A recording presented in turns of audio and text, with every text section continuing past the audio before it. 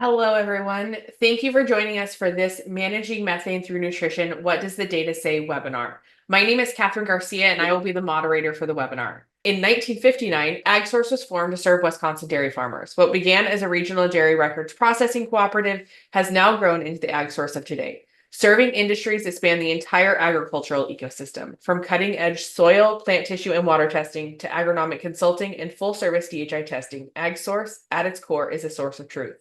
One test at a time, we help our clients make the best decisions, always grounded in data. I am excited to introduce our presenters, Dr. Kirby Krogstad and Kate Chamberlain. Kirby was born and raised on a dairy, one in Minnesota and one in South Dakota. He is a graduate of South Dakota State University, where he received his BS in dairy production. He received his MS from the University of Nebraska-Lincoln and a PhD from Michigan State University, both in animal science. Kirby's research includes investigations of forage and non-forage feeding strategies, effects of feeding strategies on inflammation and health, and the role of specific nutrients in combating inflammation.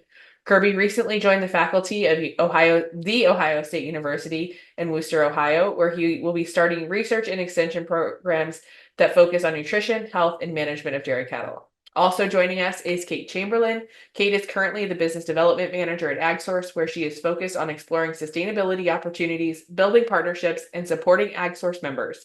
Kate has spent her entire career in the cattle industry and educational background in both animal sciences and business. In her free time, Kate and her family graze a herd of Angus cattle and try to hit the trails with their horses as often as possible. I'm excited to turn it over to Dr. Krogstad to get us started. Excellent, thank you. All right, I think we are all set. Well, I want to thank everybody for just taking the time to log in today, and hopefully the next half hour or so is helpful and clarifies some questions you may have, or maybe generates a few new ones. But what we're going to talk about is managing methane through nutrition, and we're really going to look at what the data says and try to give you some practical relevance on the farm for what economic returns could come from some of these practices. So to start with, I do want to take a minute just to introduce myself a little bit more because I'm still settling into this new role. So I am an assistant professor of dairy nutrition at Ohio State. I'm actually at the Wooster campus, which is about an hour and a half northeast of Columbus. So we are an agricultural research center. My job up here at the Wooster campus is a 70% research and 30% extension position. And my focus my research focus will be in two main areas. I kind of call it my 1A and 1B for research. And the first one is nutrition and health, and trying to think about how ration formulation strategies, nutrients, feed additives, and such affect animal health over the long term, especially with investigations of the rumen and the gastrointestinal tract. The other bucket is nutrition and sustainability, which is what we're really going to dive into today, but thinking about ration formulation, feed ingredients, different dietary strategies, and feed additives, and how those have implications for the dairy industry's journey to improved sustainability. So that's kind of the the quick version of my role here at Ohio State as I'm getting going. I did want to make a shameless plug, partially because the email I got from Kate Chamberlain for building this slide deck came from a newsletter I published, and I started this effort about 6 weeks ago. So there's a QR code on the screen. If you're not a subscriber, that should take you to a place where you can subscribe for the newsletter. I publish it every other week, and it's got the most emerging dairy science that we have available. And I also do some general things on kind of leadership development and personal development that I think are helpful thoughts. So please take a minute to subscribe to that. It's meant to be read in 5 minutes and is published twice a month at this time. But now we'll jump into what you actually all signed up for. And I really want to thank you guys for giving me a little bit of your time this afternoon. And what we'll start with is do a little bit of background. A lot of it may be familiar to most of you. Some of it may be new, or at least a little bit of a different way to view dairy's carbon footprint. And then we'll talk and provide context about ration formulation, how different nutrients affect methane and enteric fermentation, and really try to understand the trade-offs and consequences that come with each of these strategies. You know, my grandparents were the typical rural farmers, right? They would drive 100 miles for a free lunch, but they would always remind me that there's no free lunch. And the same thing is going to happen here with any enteric fermentation mitigation strategy, is everything has a cost, whether it's just the cost of the additive or the ingredient, or trade-offs with performance, or trade-offs with any other animal outcome. So they're all things we need to think about. Then we'll also talk about feed additives, which I think is a really It's a really exciting space. There's a lot of noise generated in that area. There's a lot of popular press that gets talked about with certain additives. And I want to cut through some of that and give you an idea of what we actually know from peer-reviewed data, what the efficacy is, what products really work, and then try to give you an idea of what the economics might be as some of these carbon markets are continuing to emerge. And then we'll wrap up with some just general final thoughts, some things I think are important to remember as you think about implementing some of these practices on your dairy or your client's dairy, or if you're thinking about it in a classroom setting. So to begin, we should set the context of how much greenhouse gases does the dairy industry really emit? How big of a footprint do we have? So this is data that's, I mean, for those that pay attention to this story, is not going to be new to many of you, but some it may be new. So the United States total greenhouse gas footprint of everything is about 6,300 million metric tons of CO2 equivalents. So that's broken out into the pie on this part of this part of the screen where we have industry, electrical power, and transportation comprising the largest part of that. And you can see agriculture's portion here at 635 metric tons, which equates to about 10% of that total. Within that, dairy is 139 million metric tons, or about 2% of the total pie. So one of the things I often hear within our industry, and I think rightfully so to a degree, is, well, we're such a small portion of the United States carbon footprint. Why are we worried about reducing emissions in this sector versus others? And I would say that's like that would be like saying I don't make enough money to save for retirement. You know, you have to do both. You have to walk and chew gum, and we all need to contribute to this effort to improve our sustainability. But if we look at the dairy carbon footprint in another perspective, I think it gives you an idea of how large it actually is. So we are 2% of the total within the United States. And when we look on a global basis, if the US dairy industry were a country all its own, and there's something like 205 countries in the world, I actually don't know the exact number, the US dairy industry would rank 49th out of that 200 in total CO2 emissions. And that's just an indication of its size and prevalence in the world. So it's something that I like to offer as just a little different context. So for some other examples, you know, the United States dairy industry has a larger carbon footprint than Sweden, Norway, Israel, New Zealand, Finland, than whole countries. So I do think we have a responsibility to continue working to reduce that footprint and increase our efficiency. But it's just meant to offer a little bit of a different context for our place in the world and our carbon footprint. So now we'll shift into the nutrition part of this talk, and I really like providing just the big picture overview because us academics can get a little too granular from time to time. We can get lost in the weeds on things. And if we step back, a typical dairy ration is going to look something like this on the screen, where we have 30% of that diet is the fiber fraction. Within that, we might have forage fiber or non-forage fiber. We may have more cellulose or hemicellulose, but generally about a third of the diet will be fiber. We'll have about 5% coming from sugar, whether that be molasses or some other byproduct. And then we'll have about a quarter of the diet coming from starch. And that can range from maybe down to 15% up to 30, 32%, depending on your scenario. And we have the other constituents being crude protein, fat, ash, and a bucket that's called residual organic matter, which is kind of a collection of everything we don't directly measure. And it's relatively new in dairy science. But within these, we have a few that are really important for enteric fermentation and methane emissions. The most important probably being fiber. So I'm a classically trained fiber nutritionist. So I pay attention to fiber and fiber digestibility constantly. And I say it's the beginning, middle, and end of profitable dairy production. The trade-off to that, though, is that fiber fermentation generally equates to greater methane emissions. And we'll talk about that again in a moment. But other than NDF, some of the other impactful fractions are starch and sugar, fat and ash. But I'm going to focus on starch and fat and fiber for this presentation. But you'll see a negative sign next to those three components because each of those, if we're increasing them in a diet, generally, and these are generalities, generally they'll increase methane emissions. And we'll talk about some of the data around that that's actually really, really fresh from the ADSA Dairy Science meeting this summer. So with that in mind, how can we change diets to reduce methane emissions? And I think the really important thing to remember, and any practicing nutritionist understands this better than anybody, is that nutrition and ration formulation is an exercise in substitution. we take something out, we put something back in. So we always have to keep this whole pie in balance. If we take fiber out or forage out, what is going to replace it? Or if we take corn out, what is going to go in to replace that? So it's looking at one ingredient in isolation is not always a great idea because it has to do with all of those other dietary constituents that are included.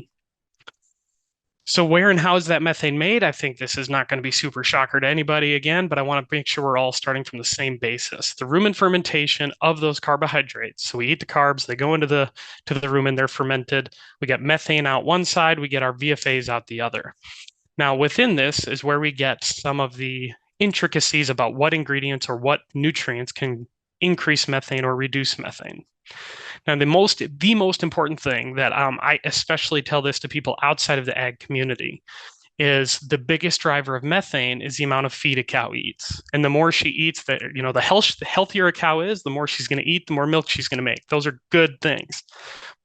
Feed intake explains like 60% of the total variation in methane emissions. So we cannot forget that part of the story.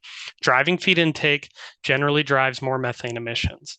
But within that, more fiber is fermented to acetate. That acetate is associated with greater methane emissions.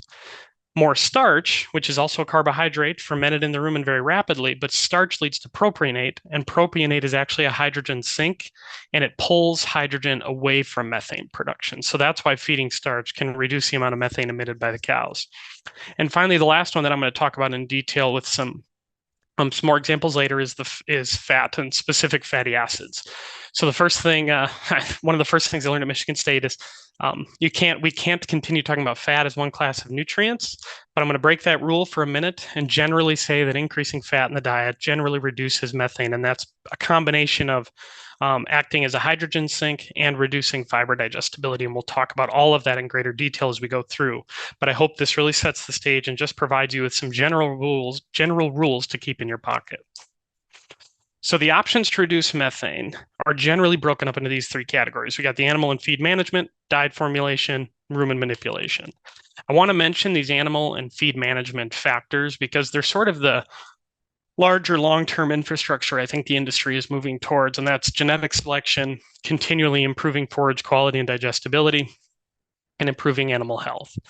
I highlighted genetic selection and animal health because I think those things are, especially genetic selection. Genetic selection is cumulative. Every generation we improve that, it just continues to add, and we continue to get more efficient and have cows that are producing less methane per unit of milk.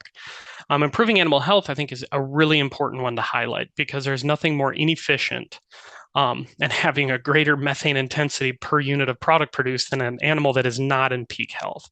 So dairy research in the dairy industry will continue trying to enhance animal health through nutrition management and environmental practices. So I think that's a really big one to hold on to.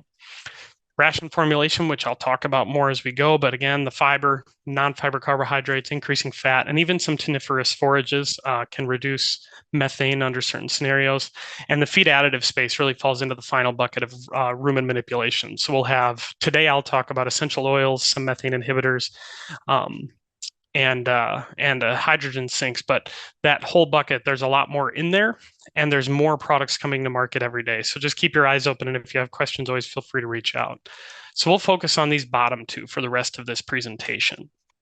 So we'll start in that basic dairy nutrition. So I said starch reduces methane emissions. The first question I think anybody should have then is how far can we take that? We can't just feed a cow a whole bunch of starch and nothing else. She needs fiber to maintain rumen health. She needs fiber to produce milk fat. She needs protein to produce milk protein and milk fat. So we need to think about how far we can take it. And this is data from this summer's ADSA meeting from Penn State. And I wanted to share it with you because it's a perfect illustration of the trade-offs that can occur when we're trying to reduce enteric methane emissions. They had 4 diets. We had a 10% diet, a 20% starch diet, 30 and 40%. And as they increased corn grain in the diet, they took out soy hulls. And when they got up to this 40% starch diet, they were trying to make enough room for all the grain. They actually removed some forage as well. So that's where that substitution comes into play. You've got to think about what was taken out when we put something in. Now, as we increase starch, we increase milk yield. That's a nice linear response, nothing that should surprise anybody that's familiar with feeding cows. about a 2 kilo increase when we go from our 10% to our 30% inclusion. But we can see you can tip over and go too far. We lost milk yield adding more starch beyond that 30% number. Now, the question is, for the sake of this presentation, what happened to methane? So we see that 30% was kind of our optimal amount for optimal milk yield, but what about all of those other factors? So to start with, methane, increasing starch reduced methane as we would expect. The 10% starch diet had 455 grams of methane produced per day. 20 and 30%, we reduced methane by about 4 percentage units, down to 436 grams and 442 grams per day. The 40% starch diet, which had that decrease in milk yield, as I showed you on the last slide, had a 14% reduction in enteric methane emissions. Now that is interesting data because it gives a really easy tool for someone to reduce methane, just feed a little more corn grain, but it came at a cost. One of those costs being milk yield, but there are some other caveats to keep in mind. One is corn grain was used in this study. It could be a different type of response depending on the type of starch used, whether it be wheat, barley, rye, sorghum, anything like that. This was also a short-term experiment. Feeding these type of diets over a whole lactation, for example, might be really detrimental to animal health or to gut health. And that's something we really have to keep in mind for any of these strategies. And finally, in this example, and generally speaking, increasing starch reduces milk fat. And in this experiment, they reduced milk fat yield as they increased starch in the diet. So that's the cost here. The trade-off is, okay, we increase starch, we reduce methane emissions, which is one of the goals of the dairy industry as we drive towards our net zero target, but we gave up milk fat to do it. So is this the strategy to get us all the way there? Probably not. But maybe increasing starch a little bit in diets here and there might get us a little smaller methane footprint around the margins. So it's something to think about. So the trade-offs of increasing starch in a diet to reduce methane emissions. Pros, starch is a really cheap energy source. It's easy to find, easy to feed, it's everywhere. It's generally will increase milk yield. We saw that in this experiment. At that 30% starch level, we were getting about 85 pounds of milk, up from 80 pounds at the lowest starch level. Generally speaking, starch also increases milk protein yield. They did increase milk protein yield to a degree in this experiment, again, optimally at that 30% level.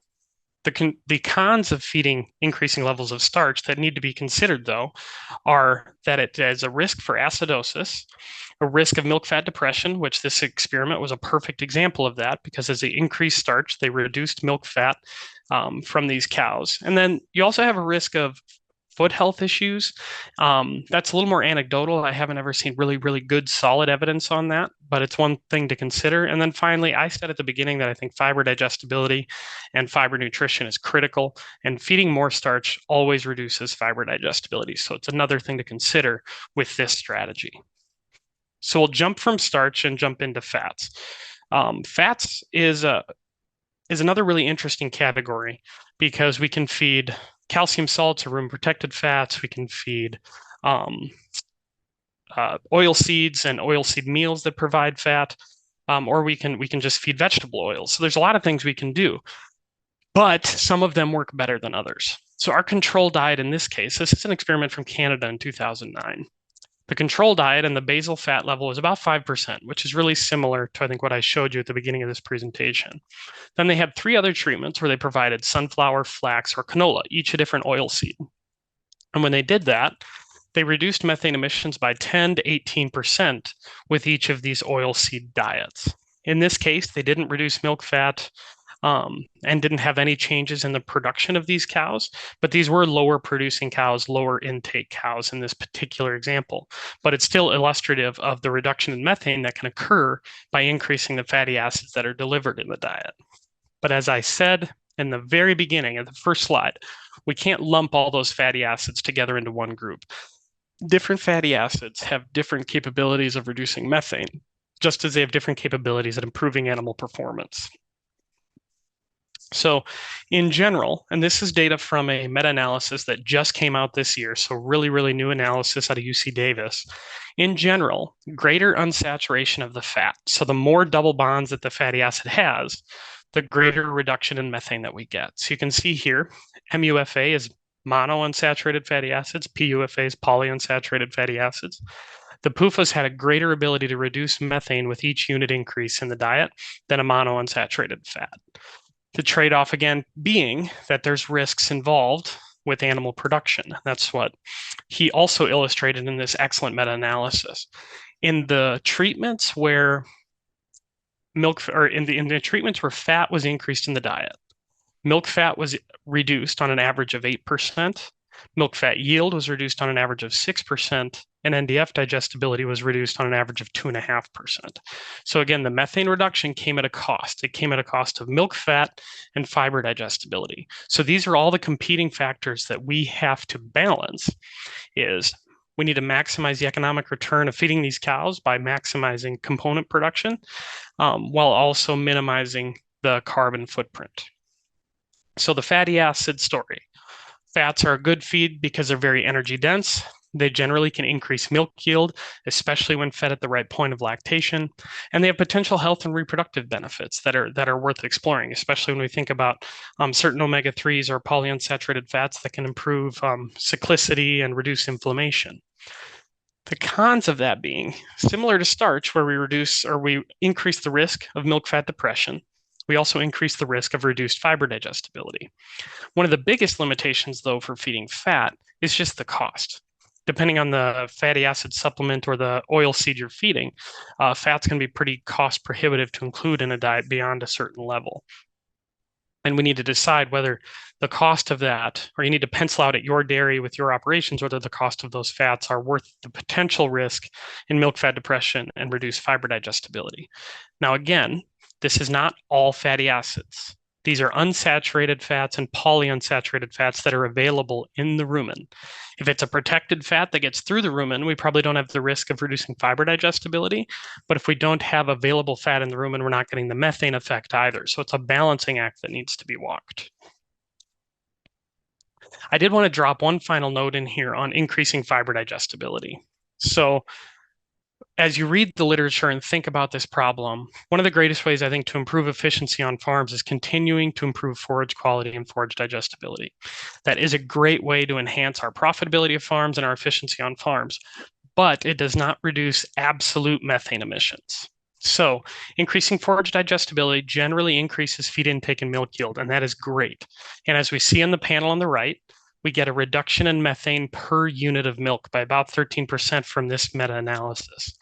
But increasing forage digestibility doesn't change the absolute methane emissions because those cows ate more.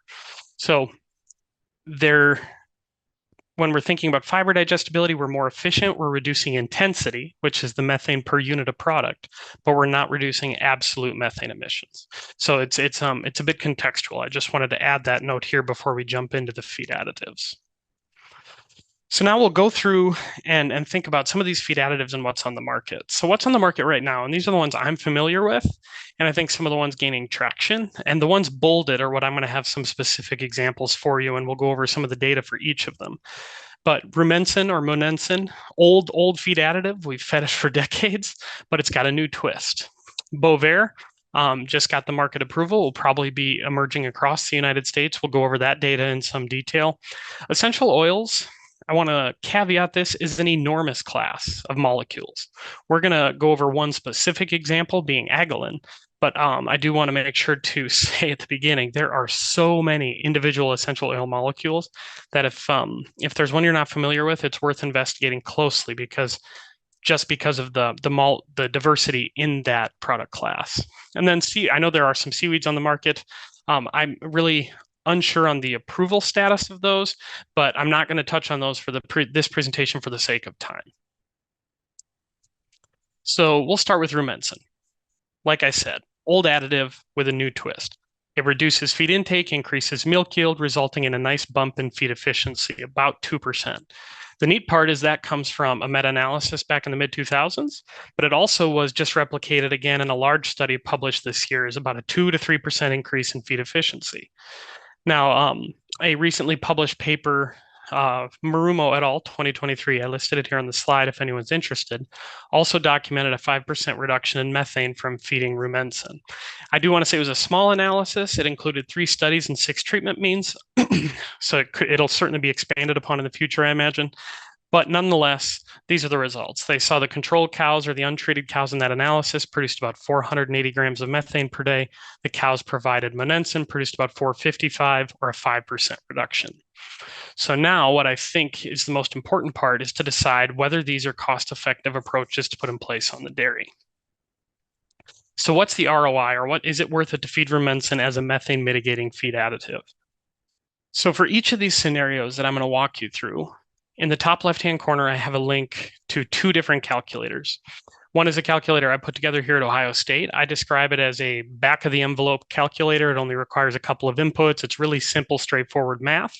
And then there is another one that's more extensive, more exact, and that's from Colorado State, the group out there that's doing a lot of sustainability work. And so I would say mine's kind of a step one screening. Theirs goes into greater depth and will provide you more granularity on the picture of these different additives. The bottom left will have the assumptions that I put in place for each of these economic scenarios. So in each of these scenarios, I assumed carbon was about $30 a ton for each, $30 per ton of CO2 equivalent avoided.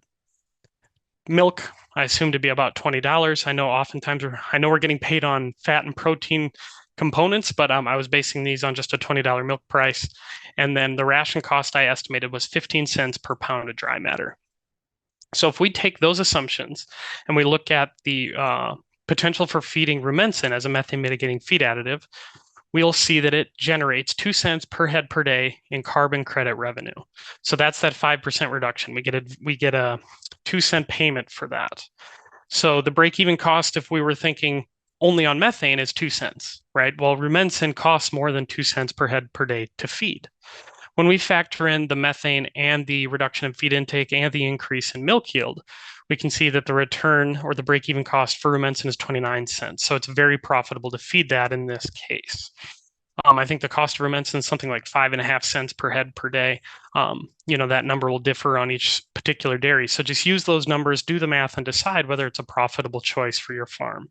So in this case, the way I discuss it with folks is a feed additive like rumensin, where we're getting a couple cents per head per day for a carbon credit.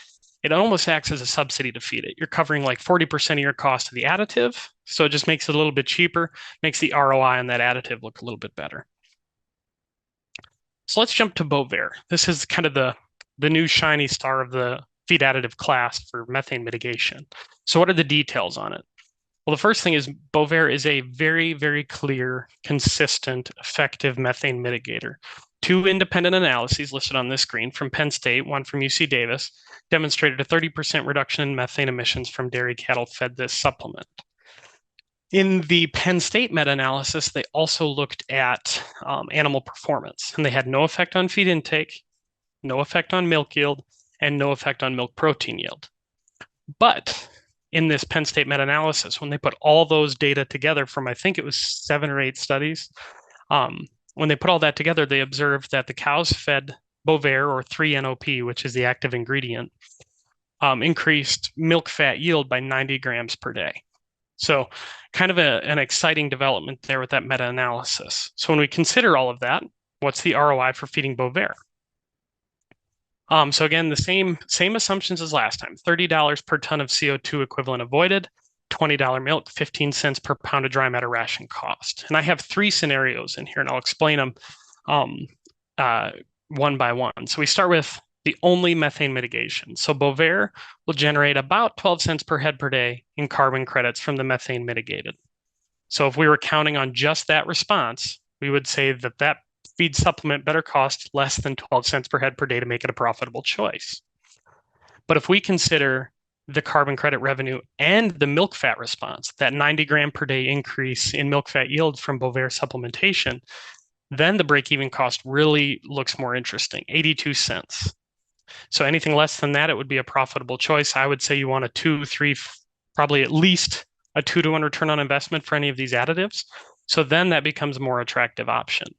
Now, this final scenario, which is methane plus the average production response, takes into account for the average response of the cows in that meta-analysis, whether it was significant or not in the statistics. So it includes a slight increase in intake, a slight increase in milk yield, and that milk fat response. And then we see, because of the slight increase in intake, that that break-even cost drops a little bit down to 58 cents. Now, I've heard anywhere from 35 to 55 cents per head per day. I don't know what the cost of Bovaer is. If somebody knows and they want to share, that'd be great.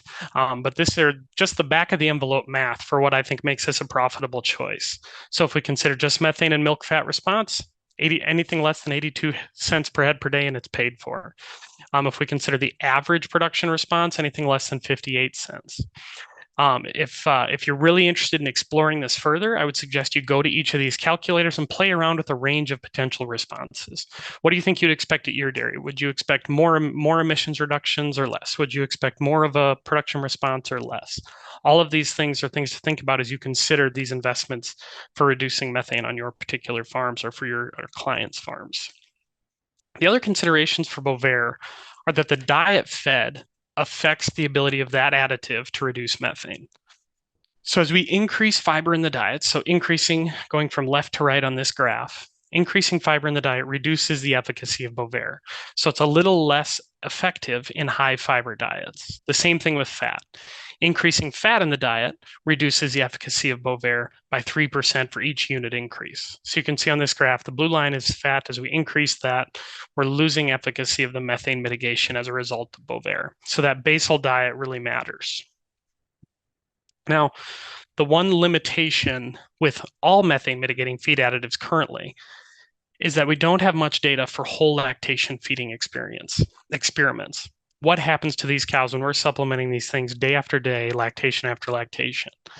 There is one experiment with 3-NOP or Bovaer where there was fed for a whole lactation, and this was done in the Netherlands. So it's not a US production system, but the results were quite compelling. So they fed Bovaer for an entire lactation, and this is what they observed. They saw a 6.5% increase in energy corrected milk, a 7% increase in fat yield, 6% increase in protein yield, a 7% increase in feed efficiency, and a 21% reduction in methane. So that's just one example. I know there's at least one other experiment like this going on here in the States, and I would imagine many more to follow. But that'll give us a really clear idea of what that whole lactation curve looks like when we're providing some of these methane mitigating feed additives like a 3-NOP or Bovaer. The last class of methane mitigators we'll talk about is essential oils. And the definition of an essential oil, which I think is important to provide because it gets kind of fuzzy sometimes, is a volatile aromatic compound produced by plants as a mixture of secondary metabolites. So plants don't produce just one essential oil. They produce a whole cocktail of them. And we can isolate those or we can produce them synthetically and put them into different mixes or investigate them individually. And the aromatic part just means that's what gives plants their fragrance. But I've talked about this before, and there are just so many essential oils. There are over 3,000 individual molecules that we can pick from. So it is impossible to make broad sweeping characterizations. There are a few potential modes of action that have been moderately consistent in vitro, not very consistent in vivo, that it may reduce the bacteria or the microbiota associated with methane emissions, or that it generally changes fermentation, increasing propionate and reducing acetate, which, as we saw previously in the slide deck, would lend itself to reduce methane emissions. For those who want to dive in deeper, this report by Hegarty et al. 2021 is an evaluation of evidence of a whole host of methane mitigation options, one of those being essential oils, and they do a really nice job of combing through the data and comparing it to each other. So I would direct anybody interested in further reading to that report. Now, what's the data actually say, though, for this particular additive? So the meta-analysis that was done in 2020 indicates that agalin, as an example of an essential oil cocktail, increased milk yield by 2%, increased solid corrected milk yield by 3.6%, and reduced methane by 9%. And this is Blanche et al. 2020. There's some big caveats with that meta-analysis, though, because a lot of the data is unpublished and not peer-reviewed, so there haven't been other scientists who had a chance to look at it and decide whether it was rigorously conducted or not. And then some of the methods used on the published data weren't the gold standard, and some of the methods were a little bit fuzzy, but there is some really solid data in there as well. The recent results that were just published in Journal of Dairy Science and at the Dairy Science meeting this summer are mixed. So this is a paper from 2023. They fed agalin and they found an increase in milk fat yield, but no change in enteric methane production. Arshad et al., this is from the summer meeting. This is a really interesting study because they had a grazing component. And in this particular experiment, they observed increased milk yield and feed efficiency with supplementation of agalin, but they did not report methane measurements in this experiment or in this abstract. But another abstract produced this summer demonstrated no effect on production or on methane emissions. So that's all summarized in this graph on the right. So essential oils are a tough class because the experiments or the results can be variable. That's probably because of the animals used, the diets fed, the environment the cows are in. So if you're exploring some of these options, just really make sure that there's rigorous evidence behind it. So if we look at agalin, what's the ROI in this context? So if we take the outputs from that meta-analysis published in 2020, as I did with Bovaer and with Rumensin, we would assume a 4-cent per head per day carbon credit revenue. If we include the production responses, the increase in milk yield and the increase in components, we can assume a break-even cost of agalin of 78 cents per head per day. So again, the cost of agalin is much less than that. I think it's around 5.5 or 6 cents, very similar to Rumensin. And it looks, under that circumstance, looks like an attractive option, but that's up to the producers and their nutritionists to decide. But this is, I think, illustrative of how you can investigate whether these feed additives are useful for your particular operation. And there are definitely options out there. So what are the final thoughts? Kind of want to bring this home. Final thoughts are keep asking questions and just be very critical of what's coming to your door and understand that any one of these options to a degree will have trade-offs. Rumensin will increase feed efficiency, but also tends to reduce milk fat just a little bit, milk fat percent. Can increase the risk of milk fat depression. If we look at Bovaer, we see the dramatic reductions in methane, maybe an increase in milk fat. We don't know about a whole lactation experiment here in the States. But I'm assuming that'll be a pricey additive. So that's one of the trade-offs. Or with agalin, a very affordable option, has some production benefit and some methane mitigating feed additives, but will it be something you want to implement on your farm? All worth investigating. Also, with any of these options, make sure it pays, make sure it delivers return to the farm gate. And now these, each of the products I mentioned, Rumensin, Bovaer, and agalin, each have a carbon project associated with it. So people are getting paid for the credits they're generating. When you're doing that, just make sure you're working with trusted advisors, professionals, and people that you really trust and are comfortable with. Because getting the paperwork and documentation done for these methane mitigating feed additives is not trivial. And in some cases is more challenging than others. So just make sure it's a trusted team that you're working with. And for any of these additives that are continuing to come to market and that are developing, make sure to ask for independent and peer-reviewed research so you can determine how confident you are in that product's effect on your cattle. That's where I'll end up. My contact info is on the screen if you guys should need anything beyond today's webinar. So thank you.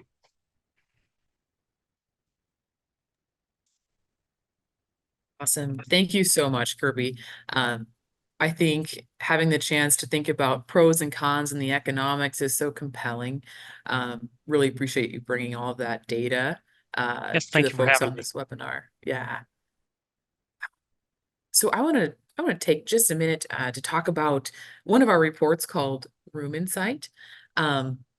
What's really great about Room Insight is it supports many of the things that Dr. Krogstad talked us through. So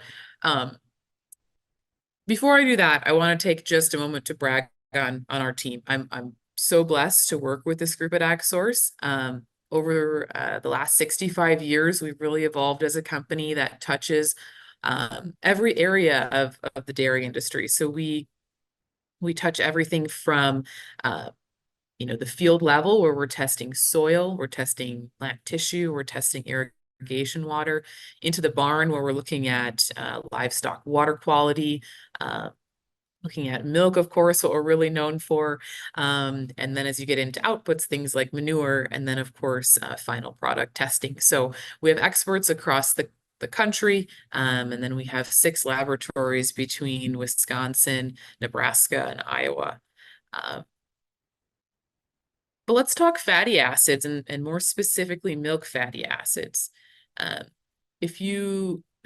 sure many of you have heard of the canary in the coal mine story. So for those who haven't, Oftentimes coal miners would bring a canary down with them, and that canary was so much more sensitive to noxious gases that may be released in the mining process. It would give them an early indicator if there was danger present. So, maybe much less deathly, but I think milk fatty acids tell us a lot about what's happening before we see the results at the bulk tank level. So what can it tell us? It can tell us a lot of stuff. Things like poor rumen function can be signaled with milk fatty acid levels. Changes in the diet and specifically the effects of those diet changes, whether that's RDP or effective fiber or fat level changes, right? And these all tie back to the economics that Dr. Krogstad was talking about. We also can see a lot of management information, things like bunk space and feed sorting, any changes in forage quality, and then of course the resulting changes in intake. So I want to take just a second to give a bit of background on how we've tested for milk fatty acids traditionally, and very lucky to have spent my part of my undergraduate career working in a really impressive milk fatty acid lab at Michigan State. So prepping samples for the GC is something I'm keenly familiar with. And I know that takes a lot of money and a lot of time. So when we're thinking about, hey, I want all these advantages of, signals about diet change and management challenges, but man, I just can't make it pencil to run a milk fatty acid via this methodology. We can say, hey, that's great, because there was a group of researchers that spent time and figured out how to do it by spectroscopy. And the best way to think about spectroscopy, I think, is I assume most of you with cattle are testing your feedstuffs, and most of those forages, the most economical way to test them is by NIR. So this is a similar mindset. We're looking at wavelengths, and we're making some generalizations from calibrations run by scanning, taking spectral data, as well as chemistry data by gas chromatography on thousands and thousands of milk samples to build these calibrations and really have the ability to trust them now. The glorious thing about it is it's so much less time and it's so much less money, making this milk fatty acid data a lot more accessible to a larger audience. So that's a technical background. I won't go too deep, mostly because I'm certainly not the expert. I just get excited about spectral data because I think it gives us a lot of information at a very affordable cost. So we can't talk about milk fatty acids without a quick primer on what's de novo and what's preformed and what's a mixed fatty acid. So here's your really, really fast primer. We're talking de novo. This is probably the biggest one you'll hear referenced. These come from the volatile fatty acids in the rumen, or they're synthesized. And then you're going to see them really impact butterfat at the bulk tank level. And they're also a really solid indicator of rumen health. So when you see things like C6 or C4 and whatnot, these are your shorter chain milk fatty acids. So the next type you'll hear about is preformed. And these, it's coming from the cow's mouth because the diet will typically influence the levels of preformed milk fatty acids, as well as the cow mobilizing them from body reserves. So these are longer chain. And then, the very originally named mixed fatty acids are exactly what it sounds like. They come from the rumen, they come from body mobilization, and they come from the diet. They typically tell us a lot about, how de novo fats are being synthesized. But one thing we do know with a firm degree of confidence is that palm fats really influence levels of mixed fatty acids. So they're more mid-length. So with that, let's dive into what we can tell you at AgSource about milk fatty acids. This is just a quick snap of page 1 of our rumen site report, and there's a lot of cool stuff going on here. So I wanted to break down just a few of the pieces. I think number one, we'll talk about our alert values and what are these alert values telling us? Where do they come from? Why are they important? Well, where they come from are those thousands and thousands of North American cows that we use to build these calibrations. So this is really a nationwide, average where we can say pretty confidently, if you fall, below this level or not between these two numbers, as you see for the preformed, this is out of range. So it's a nice, easy visual read, right? We're going to color those cells pink to really draw your attention to them. Okay, now that I know that my preform levels are off, like in this example, how do I think about that next? And just an aside, the beauty of Room Insight is it really adds some granularity when you start looking at it alongside other herd reports. So when you're starting to ask, why am I seeing dips in production? It's a piece of the puzzle, but I think a very important piece. And as I said earlier, it can give you information a lot earlier than if you're just taking bulk tank readings to make those decisions. Second piece here in green are benchmark values, and those come from our ag source tested cows. So you'll see some variation there. What causes that variation, you may ask? Well, weather changes, diet changes. You're going to see, you see seasonal variation in all of these herds. So we're providing you a benchmark to measure your herd against to say, hey, when I'm seeing variation, is this tracking with what the rest of the ag source tested cows are seeing? Finally, we're going to give you data for your own herd.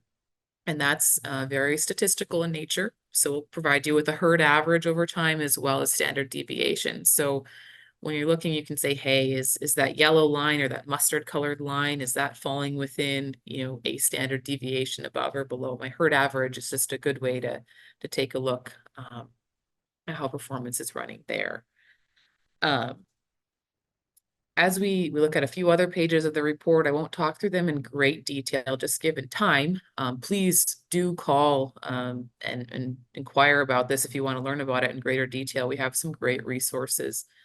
But we're going to break down this data in a few different ways. So here you're going to see by stage of lactation. And again, we're going to call out those values where we see that milk fatty acid value deviate from the national average. And then you might say, well, that's great, Kate, but I know that first lactation cows have different requirements than second and third lactation cows. Well, I'm so glad you were wondering that, because we also break it down by lactation, right? So when we're looking at those first lactation girls and we're thinking, hey, they're requiring energy for both growth and lactation, we're going to look at them a little bit differently. So there's several more pages in these reports. I won't take time to talk through them now, but some great visualizations. We can break things down by pen. So when you look at what those pens are being fed and how they're performing based on that pen ration, we can do that. So what I want to take just a few minutes to talk about is the economic factor, right? I talked about loving that about Kirby's presentation. I want to just do some as he mentioned, back of the envelope math on what this could translate to for you and your herd. So what we know is that if you're able to increase de novo milk fatty acid by 0.1 grams per 100 grams of milk, that results typically in a 20.27% higher fat content. So for the sake of easy math, let's say we have 1,000 cow dairy. Those cows are producing 80 pounds per cow, and then we have that 3.5% fat and 3.1% protein content. This is just an average uniform milk price across, or fat price, pardon me, across the US. So forgive me, this doesn't match up with what you're getting, but for the sake of math, I think we can use it. If we're to trace the money across 1,000 cows producing altogether 80,000 pounds of milk, et cetera, you can do the math. We're at somewhere around $700 of increased daily revenue. You're going to say, well, that's great, but that's revenue, that's not profit.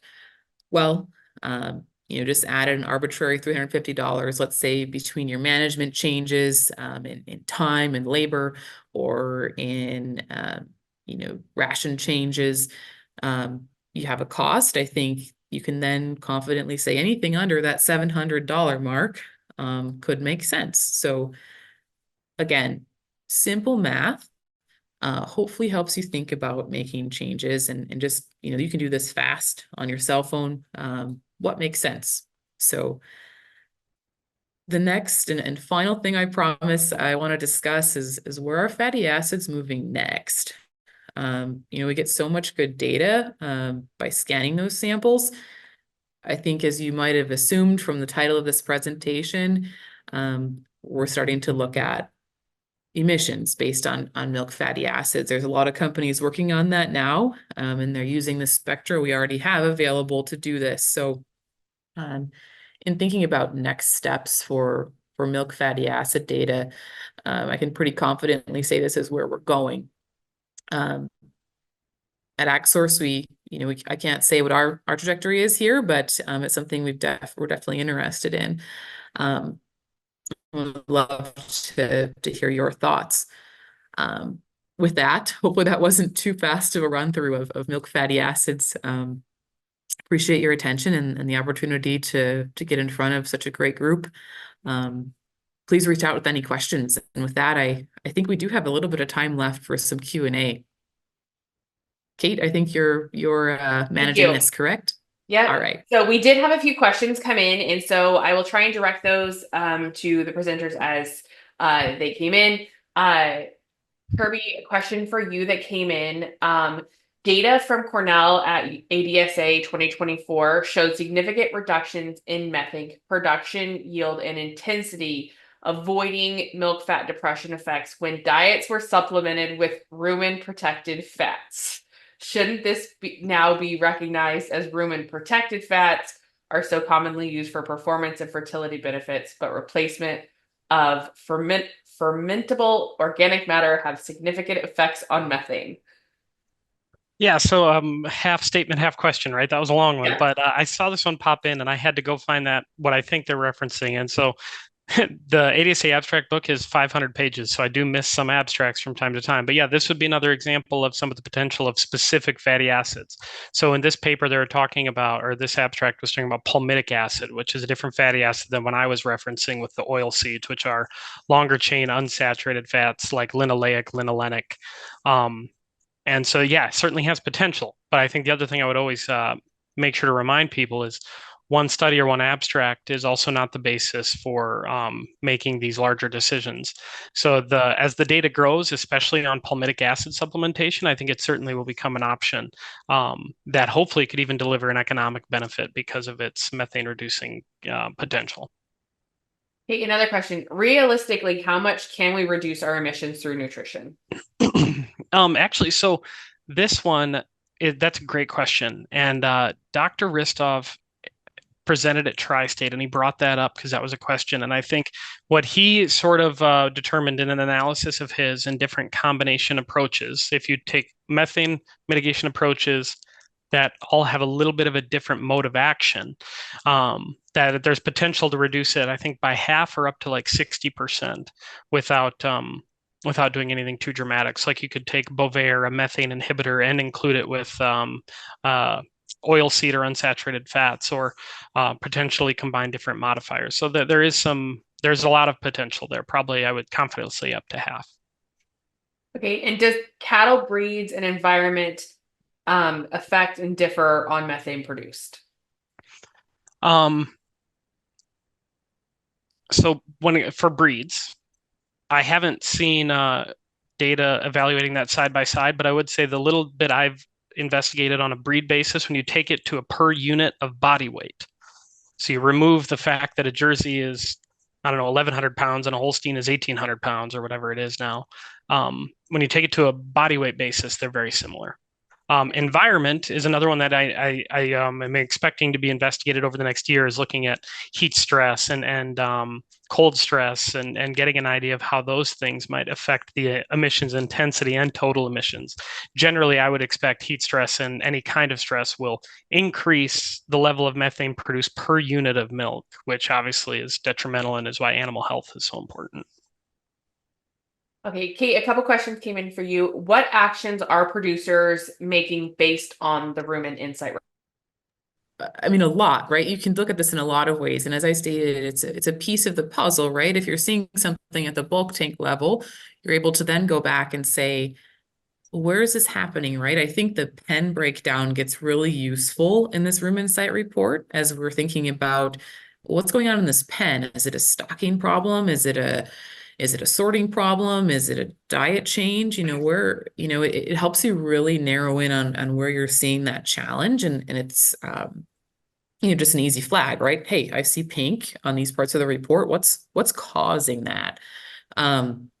So it's a piece of the toolkit, right? As you play detective on what's causing change. But we have a great graphic on, if you see de novo increasing, what happens? If you see it decreasing, what happens? And same for preform and mix. And Kate, maybe we can include that in the follow-up. But I think that's just a simple way, right? We know forage quality is very much linked to preformed, and what's it telling you there? So we'll try to share that, but like I said, it's a piece of the toolkit in answering the question of cause and effect. So appreciate the question. Another follow-up question. This person is not in Wisconsin. How can they get a Room and Insight report? I would love for you to reach out to our customer service team and discuss that. There's a couple things we'll need to answer, but please contact me directly. We'll share contact information in the follow-up. I'd be happy to connect you with the right people. Perfect. That was all our questions we had come in today. We really appreciate both Kirby and Kate's time, as well as all of our attendees. If you do have any further questions, feel free to reach out to AgSource. You can see the contact button on the screen right now, going to our website /contact. Again, thank you everyone for your time today, and we hope you have a wonderful day.